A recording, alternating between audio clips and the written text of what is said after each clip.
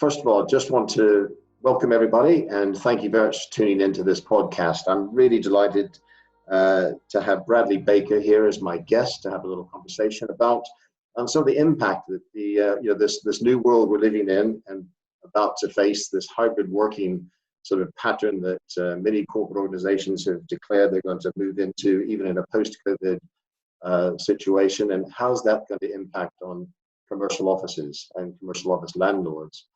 There's been an awful lot of discussion, I think, in the world of real estate about the impact on occupiers, a lot of talk about that, but not a whole lot of conversations really taking place, I think, about how this is affecting the landlords. And I think it's going to be really interesting to get Bradley's perspective. And I'm going to just let Bradley introduce himself and who he is before we really kick off and have a little conversation about it. So Bradley, over to you. Yeah, well, delighted to be here, Ken. Hopefully we'll have a fun, interactive chat. I guess I've been in the market now in Central London for over 30 years, which is quite scary. I spent the sort of first 15 years leasing space, the second 15 years acquiring space, and then moved to core, fulfilling a long-held ambition to be on the developer side. So I guess I've seen quite a large perspective of the market from different angles. So that kind of helps me sort of think things through to some degree. Yeah. Thank you, Brad. And it's great. And as you say, great that you've got the perspective, having worked on the occupier side or from the agency point of view, as well as now being a developer. So I think yes, I really appreciate quite interesting. Sort of spending the initial part of my life trying to get the highest rent possible, the second part trying to get the lowest rent possible, and then the final part back to where I started. So, quite interesting. Exactly. I mean, the trigger for this little conversation really was a paper that we wrote at MCM and I authored, and it's part of a series of papers that we have put out to the industry, or we're about to put out to the industry, from what we call our MCM Skunkworks team. And for those of you who don't know Skunkworks, please Google it. It's a think tank format. And innovation lab. So the MCM Innovation Lab and think tank is called the MCM Skunkworks. And we put forward a paper that really was looking at the big picture of how this world of hybrid working is affecting cities, not just offices. And so, the title of this paper was, what's the purpose of the city in a post-COVID world? And we're breaking it down into 5 different themes related to that big topic. It's one related to work, one related to living, another related to culture and entertainment, another related to the environment, and another related to infrastructure. So the paper that I've put out there a few weeks ago, and Bradley, you responded to, was something related to work. And I wanted to focus very much on this sort of issue around how is this affecting landlords, and what are landlords going to be doing to really kind of react to the patterns of work that most corporations are now declaring. And it's just, and I'd like to get your points of view on that just a second, Brad, but just, some of the background, there's kind of some of the, maybe not scary, but kind of the figures are really kind of telling a story here that a lot of the surveys that you see published, Cisco did a survey in October 2020, it said 58% of all the people they surveyed, or the organizations, the executives they surveyed, said they're going to have their people working 2 or more days a week at home. And 53% of those organizations said they're going to occupy less space. The YouGov survey in August 2020 said 76% of the people they surveyed are going to work 2 days or more a week at home. And Gensler, also a big survey they published in August 2020, 67% preferred hybrid working model. So, those are all pretty much the same statistics about 2-3 days a week in the home or outside of the office, and 2-3 days in the office, and hence the kind of the expression hybrid working has been really what people are calling that sort of pattern of working. It seems like many organizations, and we know that from our the work we do with our corporate clients, are looking at that as the pattern going forward. That obviously is going to have an impact on office buildings, and I think it's going to affect how one goes about making office buildings still attractive and get your clients and your occupiers to come and use the space. So just, yeah, I suppose to kick off, it'd be really interesting to get your point of view, Bradley, on what do you think that impact's going to be, and I mean, I think that's the challenge. Change. Yeah, I think that's the challenge, Ken, is to make the buildings attractive enough that people want to come back to the office.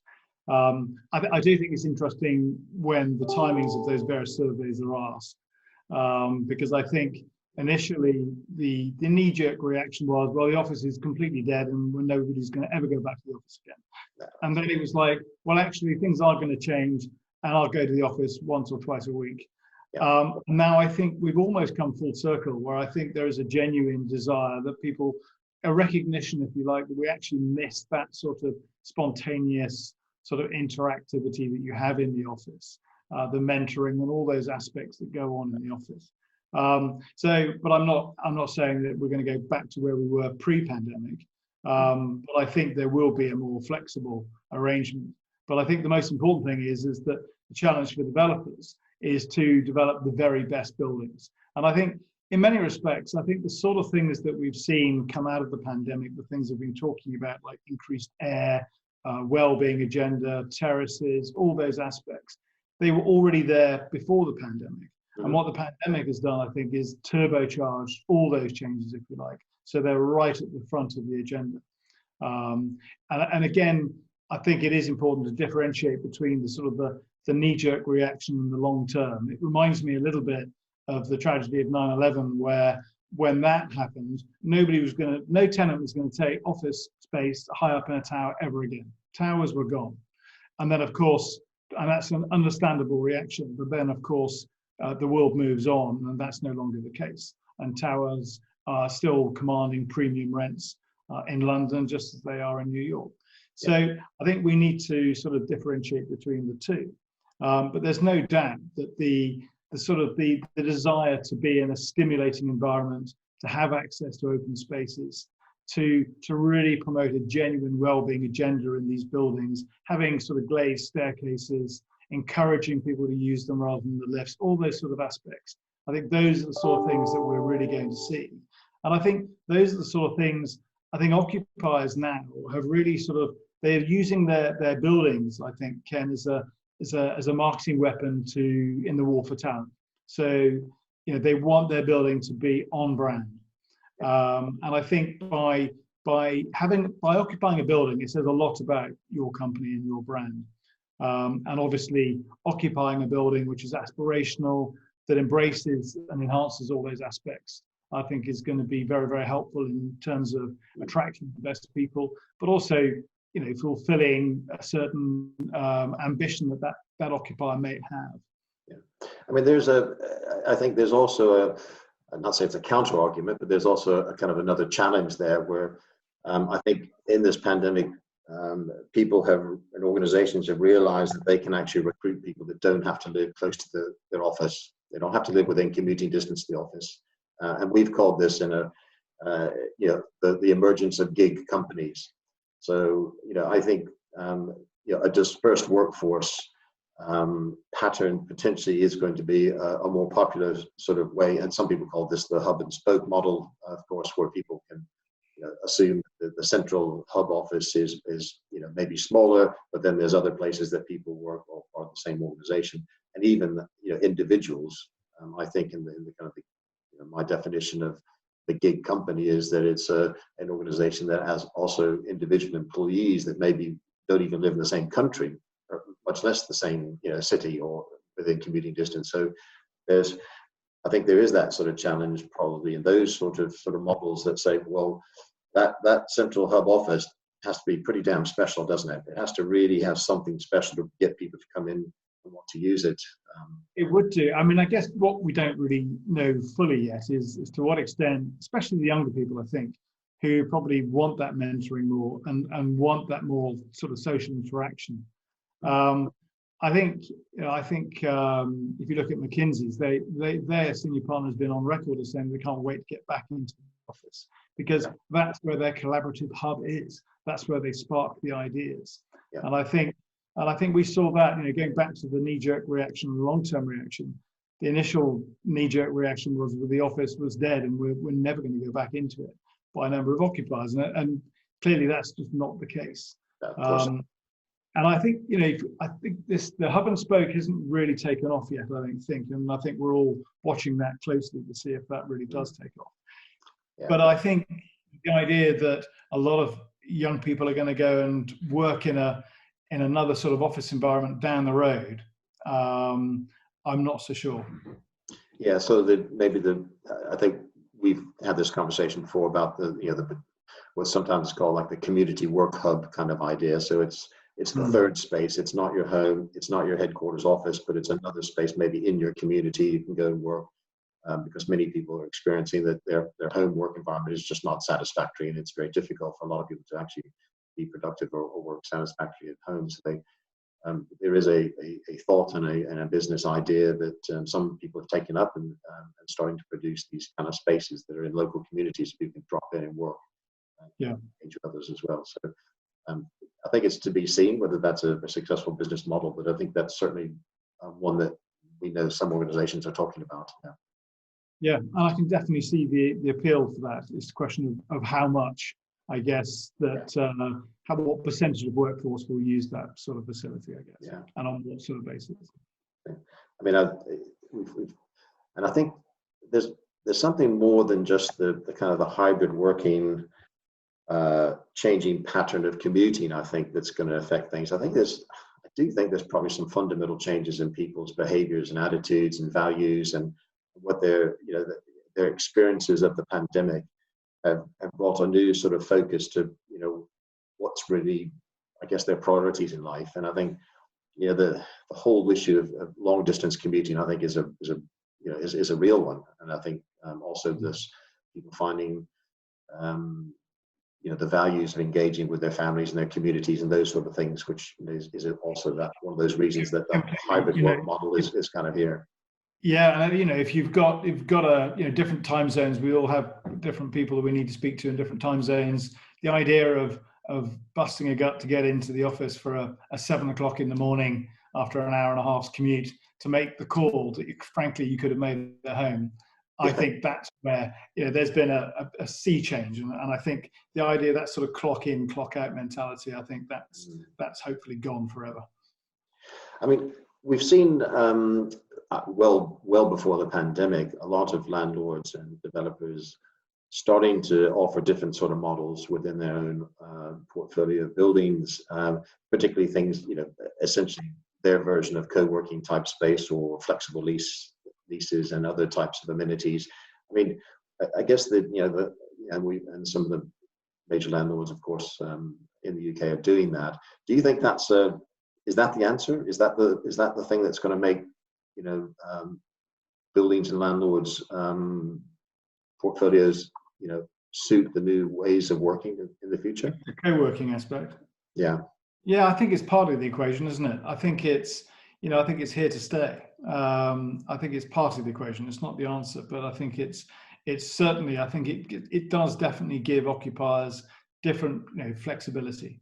If they've got a specific project which they need to suddenly bring in lots of people for a short period of time, that sort of aspect, I think it's very valuable.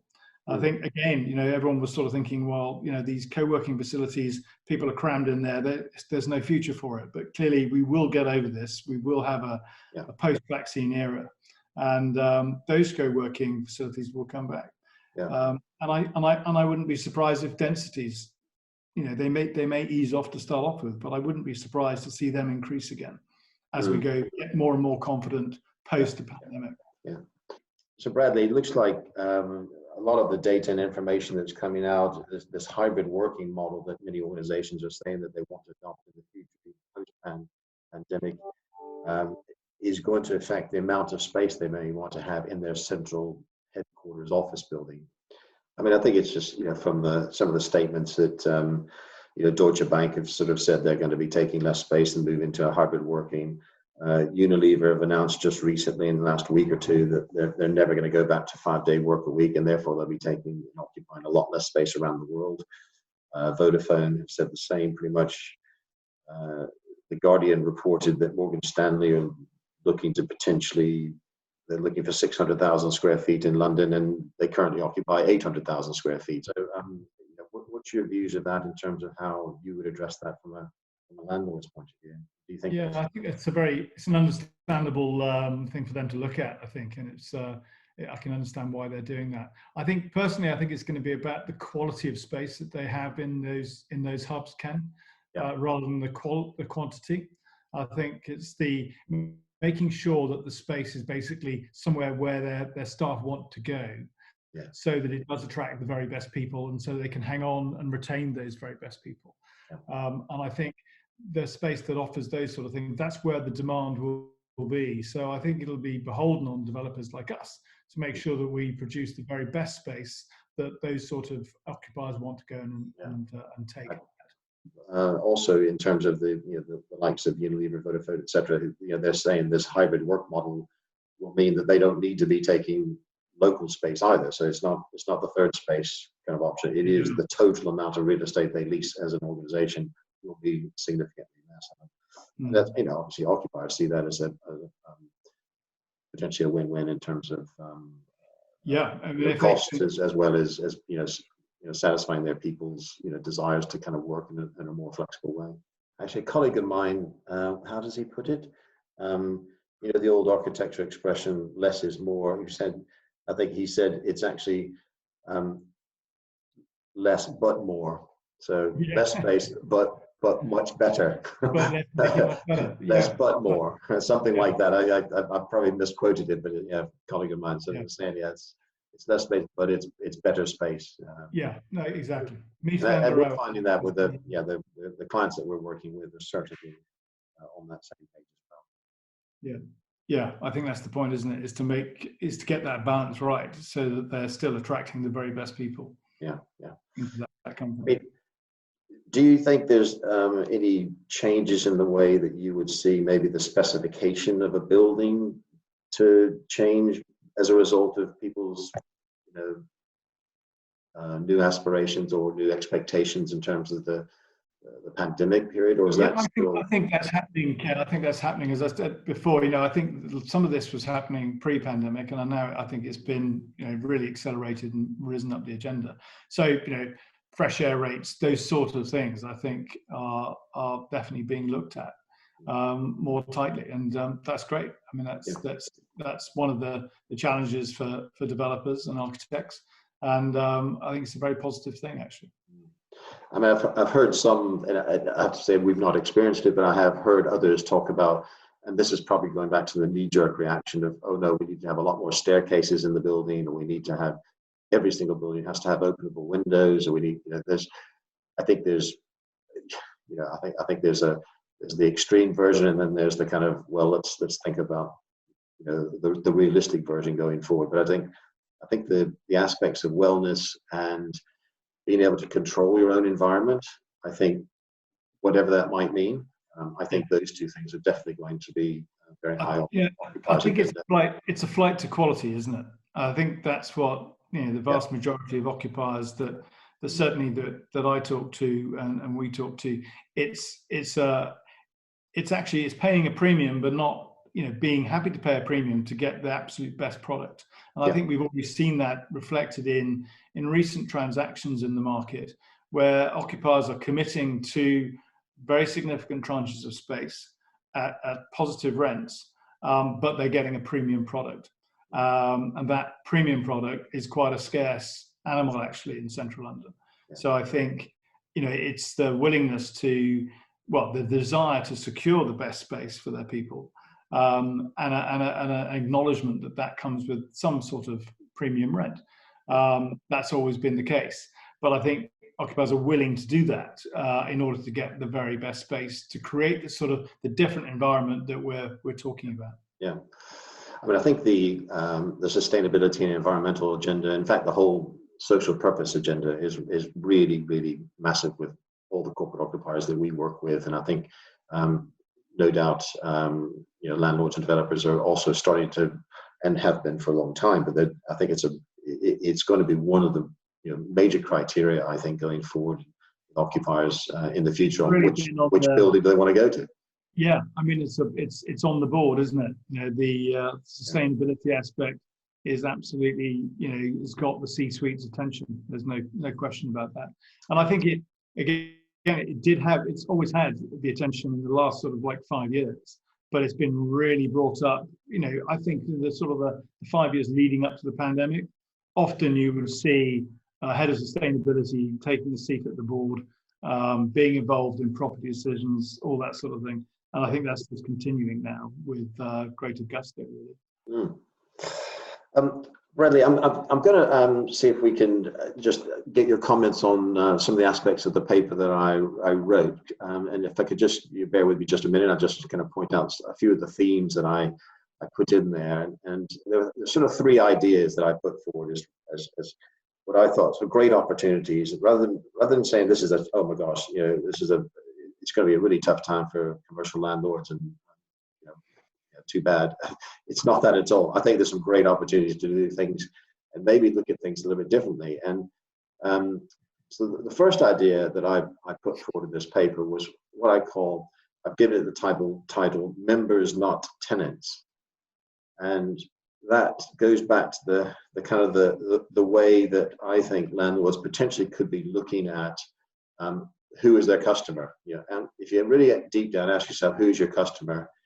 And I was making the point, it's not necessarily the CEO that signs the lease or the director of real estate that helps identify and find the building that organization wants to move to, or the agent that kind of finds the building and gives advice.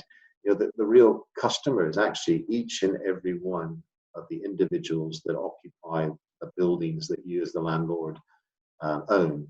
And if you take that to the extreme of what I mean by each and every building, that's your complete portfolio of buildings, not standalone individual buildings. So if you treated all of those individuals as members of an exclusive club, and if you look at the data is kind of really interesting, just throwing out a few figures. The two biggest commercial property companies in Britain, of course, well-known British Land and Land Securities, each of them own somewhere around between 6 or 7 million square feet of office space in London alone. Each of those 6 or 7 million square feet of office space would probably house around 600,000 people. That's one heck of a big community of people that are members of your exclusive club. 600,000, by the way, is about the size of Bristol. So about the size of Bristol occupy all the buildings that Land Securities own in London alone. We're not talking about the region. So so my point was, if the buying power of that 600,000 community would be tremendous to be able to, if you're the landlord, offer that community membership of your club. I know this is talking about the extreme, but I think it would apply to much smaller landlords and those who've had much smaller portfolios as well. If they're members of a club and you give the club members benefits, those benefits are maybe, of course, access to the cycle storage and showers and gyms and co-working spaces and drop into the reception areas and have free coffee and be able to attend the TED Talks that are organized by the landlord in different places, so that each of the members are able to use all the facilities in the entire portfolio. Doesn't matter, not just the facilities available in your building, but the entire portfolio. So if you want to cycle across town and park your bike in another building, that's absolutely fine because you're part of the same community.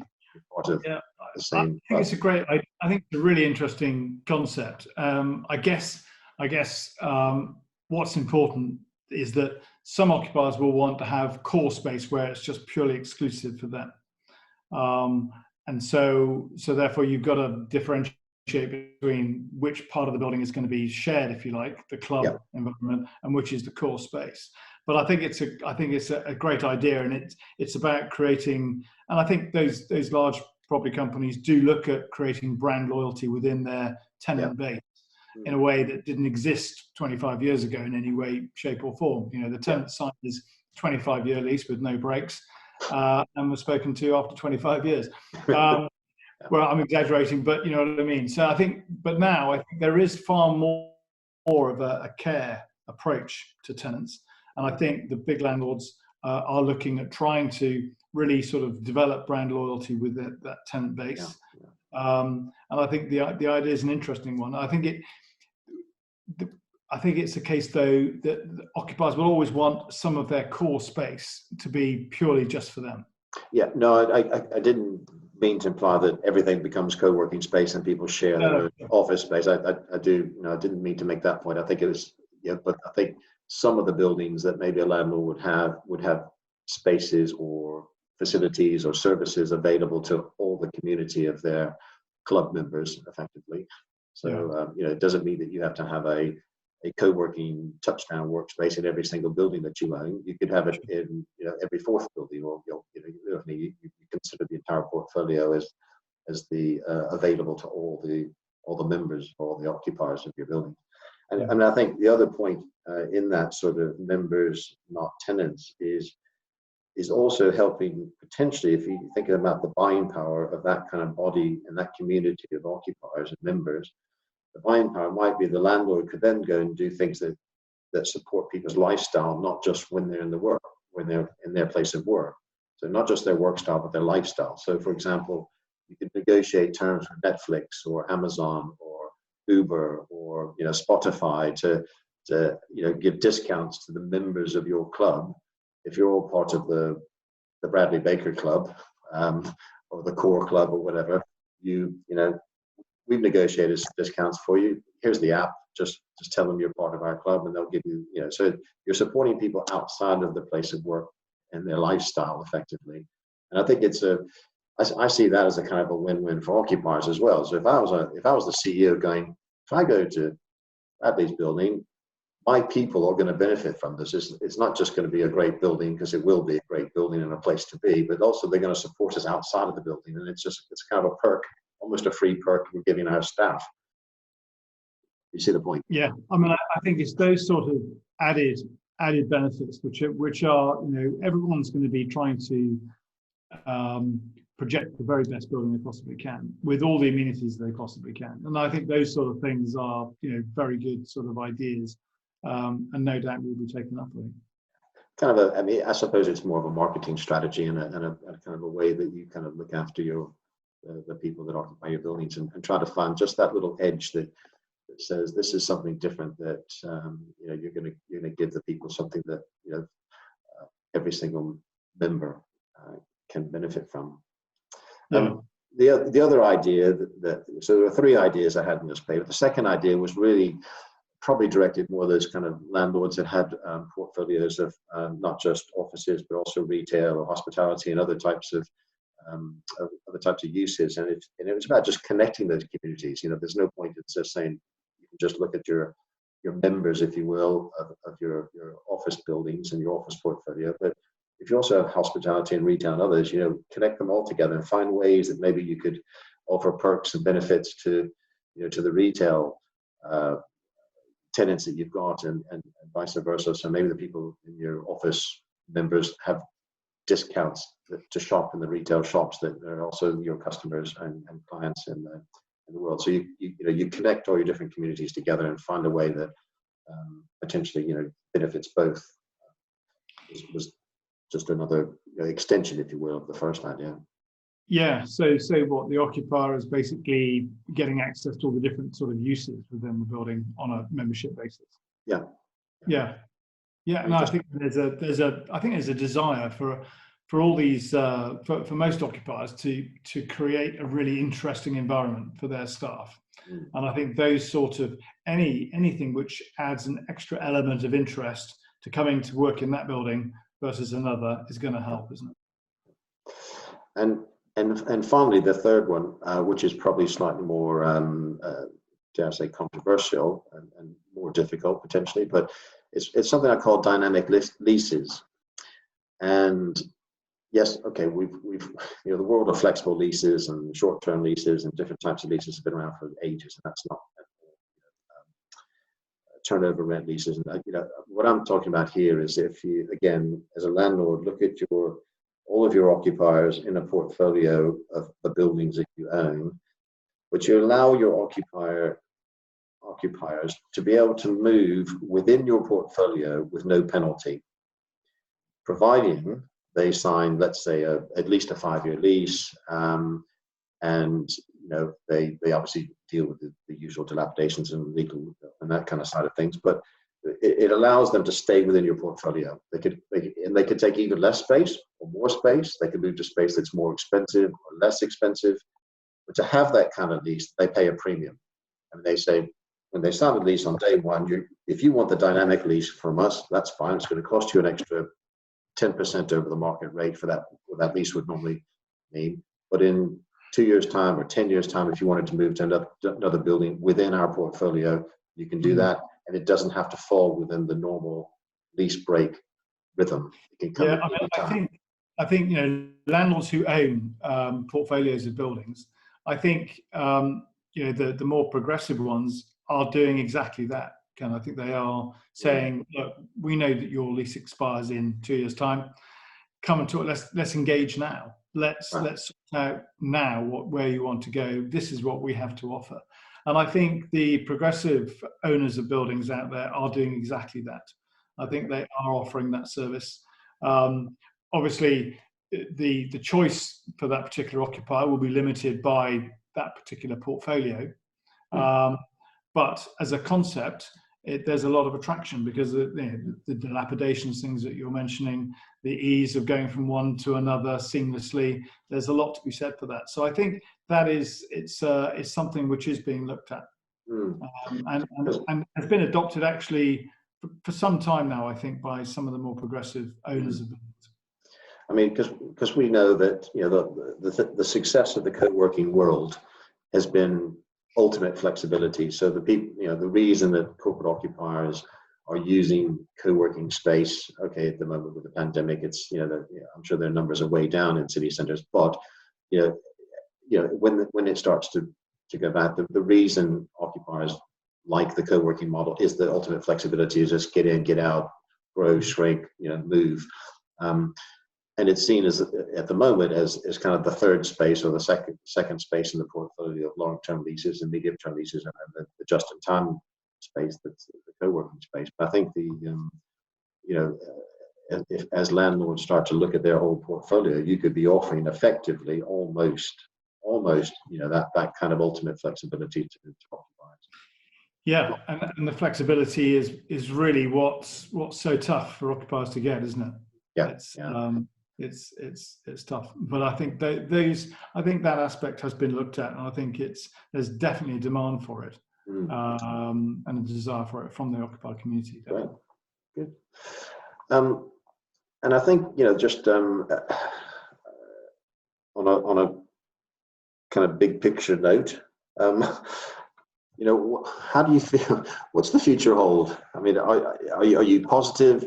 Do you think this is going to be, we're going to come out of this pandemic and things are going to get back to a really dynamic, positive sort of situation within cities and within your portfolio of office buildings and things? What's your yeah? I mean, I'm an optimist at heart anyway, Ken. So I'm bound to put an optimistic spin on this. But I do think that although as tough as it is to be in the grip of this dreadful pandemic, there will be light at the other end of the tunnel, and I think most people see that, and I think it's a question of what life is going to be like at the other end, and I think it'll be a better place. I think there's going to be a lot more imagination being put into office buildings, creating them in a far more intelligent way, in a more sort of a way that really responds to what the occupiers want. And I think it's the onus is on the community, the developer community, the occupier community to come together to try and create these special buildings. And I think it's encouraging to see that the flight to quality is what we're seeing already with people. I think average buildings are going to struggle in a market, especially if some occupiers do drop space in central London. We've seen plenty of evidence of that. That second-hand, poorly presented space will be the space that will stick on the market, and the space which is seeing to the future, which is full of the sort of things that we've been talking about in terms of specification, but also the flexibility aspect. Those are the sort of spaces that will do very well, I think. Yeah. I mean, I completely agree with you, and I think I've sort of used the phrase that the office is now a destination, not a routine. Therefore, it needs to be really special, and it will be special. I think I am a firm believer that we're probably going to see the emergence of what's been talked about for years is the partnership between occupiers and landlords is really going to start to happen. I think there's going to be a lot more consideration of really having an open dialogue about what's the right thing here for everybody, and it's not just about when the market's hot and the landlords have the upper hand, the rents go up, and the tenants have the upper hand, the tenants get. I think we'll see a lot more collaboration. Yeah, I really do. Actually, we spend a lot of our time talking to the occupiers to find out what it is that they really want from the building. Yeah. And we're making sure that gets put into the next generation of buildings. And that's what's really important, is that the quality continues to improve. And I think that whole point I was trying to make about supporting lifestyle as well as work style, I think is going to be one of the magic formulas. I think, considering that this whole pandemic, I think, has changed people's perception of really what's important. And I think landlords and their occupiers will say, the thing that's going to really get our people excited and really keep them motivated and be able to satisfy their needs will be things that are, more holistic than a great cafe and a place to park my bicycle. So it's going to be sure. It's going to be So Bradley, again, thank you so much for joining us today. It's been really great to have your point of view. And is there anything else you may want to add before we go? Well, I mean, just like a lot of people, I guess, Ken, I'm looking forward to getting back into the office, seeing colleagues, collaborating, coming up with innovative ideas, and enjoying London for what it has to offer. But also, thank you very much for this opportunity. It's been great to chat with you. Brilliant. Thank you so much. Yeah, great to have you. And likewise, I can agree with your sentiments there as well.